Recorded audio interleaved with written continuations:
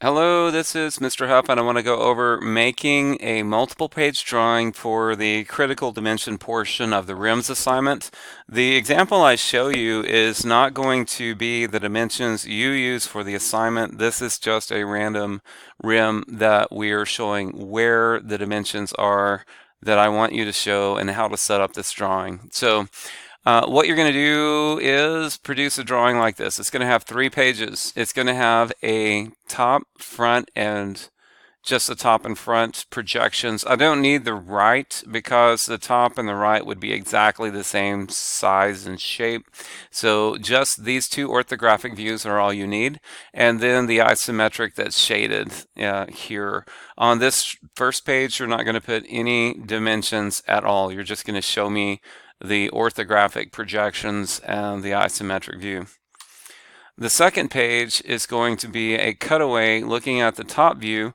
We're going to do a section of that. Notice how I've got the scale adjusted where it takes up like less than a fourth of the page, so you will have to adjust the scales to make it match, to make it about this size on your drawing. And when I zoom into this, what I can see these 4 critical dimensions. I can see the critical exterior dimension, and then I can see the critical surface dimension here. That tells me that the wheel diameter is correct. Also, we can see the inside dimension of this part in the middle and the exterior of that to make sure the thickness is correct here and to make sure these diameters are correct. Okay, so those are the 4 we're going to do. Then the next page. These are a little more complex, so we're going to do another cross-section view starting from this front projection, and then we're going to do a section view here across the top, and I could have done this with another detail view, but we're going to show a section view here, and we're going to measure the distances using datum all the way across, and then that's going to help us see what the dimensions are. Make sure you paid attention to those critical dimensions. And then right here, we're going to do a detailed view of this section, and this is going to tell me that this depth and thickness of this open portion is the correct thickness and the correct depth. And it also lets me see to make sure the back of these 2 pieces are flush. So that's going to tell, these 3 pages are going to tell me if you properly constructed the critical dimension rim. Okay, so let's get started. What we're going to do is we're going to choose insert a new element. We're going to add a drawing. We're going to choose created by me, and you should have something that says custom and the letter A and your last name. And this is our custom drawing template that we produced from earlier. And then we're going to rename this drawing by right-clicking down here. We're going to rename this critical dimension. And you will want to look at Canvas to make sure that, or look at the assignment and make sure you name things properly. This is going to update my drawing template here with the right name. And the one that I am using for my example is the revolved add. So that's the one I'm going to use for mine. Yours is going to be a whatever you did for your critical dimension. When you're placing these views, notice that you can change the orientation. I don't want this view. I want to make I'm going to choose the top. And if you look at that now, I can see the details of the spokes looking at it straight on. This is going to be my front view, so I'm going to place that there. And I'm going to project from that. You can see it already switched to projection. And I'm going to project the top, and I'm going to click on the front view again and project the isometric view. I'm going to escape out of projection. I'm going to right click on this and choose show shaded view. And we're done with the first page. So I have my top and my front and my isometric view. Again, I do not need the right view because it's exactly the same as the top. I'm going to click on the deck of cards here. We're going to add a sheet by clicking this button. And we are going to insert, and it's going to assume we're using the same one. And this time I do want the front view, so I want the front view here in the center. We're going to click on that. So I want to see it edgewise, and then we're going to choose section right here. And I want a vertical section, so no, horizontal. Horizontal is what I want. Notice that goes left to right. I'm just going to pick about the center of the wheel. I want to see right through here, okay? And then I'm going to click on that, and it's not working. Let me go to this. Oh, I'm going to click on the edge. There it goes. And then I pull down and make my cross-section view. All right. Now that we've got our view there, we're going to make sure the scale is appropriate. If we wanted to adjust the scale, we're going to double click on this. We are going to click on the view right here. Right now it says 1 to 4. What if I went 1 to 3? And it makes it a little bigger. In this case, I'm going to use 1 to 3 for this one.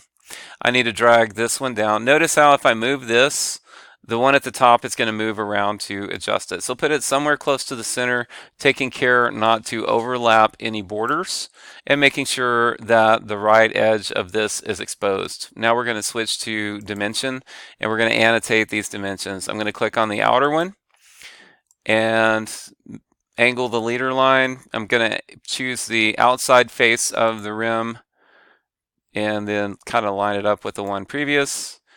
And I'm going to go to the inside portion here, showing the outside dimension there. Let's do this. The top is going to be there, and let's zoom out a little bit. We're going to put the bottom measurements here. Angle it so it's not overlapping too much. And then we're going to go to the interior and pull that down like this, showing that that is the interior measurement. Kind of line it up with that, and we have those measurements. Okay, so if we zoom out a little bit, how do I center that? That's good enough. So we can see that we have our section view and our 4 critical dimensions. There's a lot of other things we could dimension in there, but I don't really need to do that. I just need to see these 4, the very outside, the exterior face of the rim, the outside of the center piece, and the inside of the center piece to make sure these dimensions match the provided specifications. All right, we're going to add one more page. This time we're going to insert the same one. This time we're going to use the top view in my drawing. So I want to see that side of it that has the spokes facing me. And now we're going to choose this section view and we're going to choose vertical this time. Click on the center and go to the right. And we're going to have about 3 things on this page, so we're going to choose that. The next view we're going to choose is detailed. It's this one that has the little letter A, so we're going to click on that.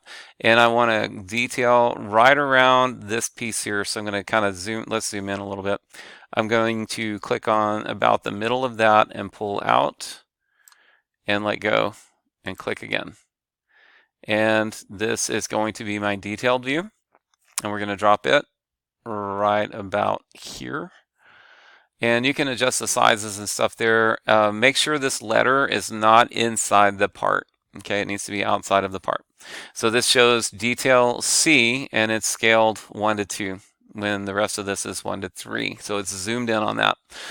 All right, dimensions we need. We need to use datum dimensions. We're going to choose dimension and we're going to zoom in on the top of this and we're just going to connect the points from here to here.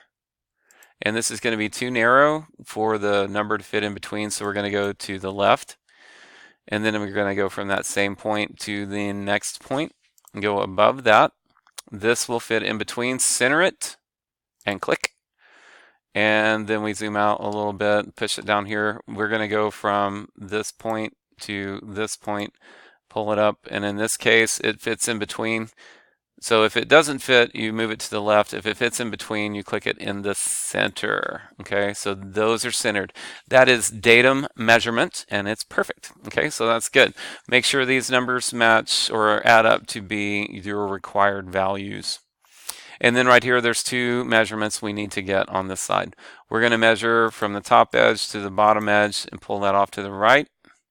And if this one fits in, if it doesn't fit in, go above or below. And then we're going to do one from this corner to this very outside corner, and that's going to tell me if the overall depth is correct. And we want to make sure that number is centered. Okay. So we've got all of our projected views that we need, and we've got 3 sheets. So now you'll be able to export this. Be sure that everything is named properly so that your titles and your drawing names are correct. And then you'll export this as a PDF for me. Thanks for watching.